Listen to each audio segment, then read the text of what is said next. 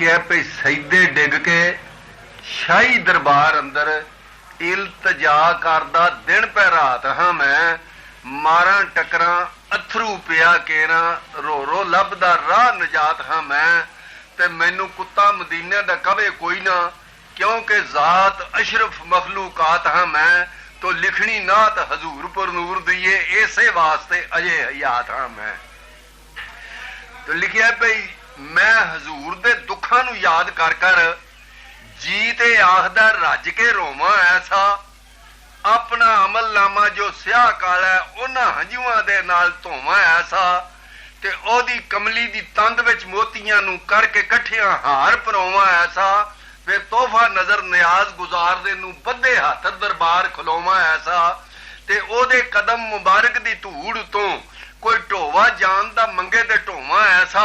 ते ओदे खादम दा बना खादम मरदा नहीं हयात जे होवा ऐसा। तो कोई नात हजूर दी लिखेगा कि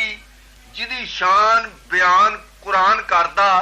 भाई अल्फों पढ़ो वन्नास दी सीन तीकर ओदे तज़किरे आप रहमान करदा ते 1 लाख ते कई हजार मुरसल ओदा उम्मती होण ते मान करदा ते ओ ज़हूर हजूर पर नूर सैयद नहीं सी मिस्र दी चाह कल्याण करदा। तो आज जबरील ने आख्या आ गया है हजरत ईसा सी जिदे ऐलान करदा ते आतिश कदा ईरान दा सुनदिया ही ठंडा हो गया आओ फैगान करदा। तो टैपे किंगरे किले नो शेरवां दे ढेंदे वेख के नीवा ध्यान करदा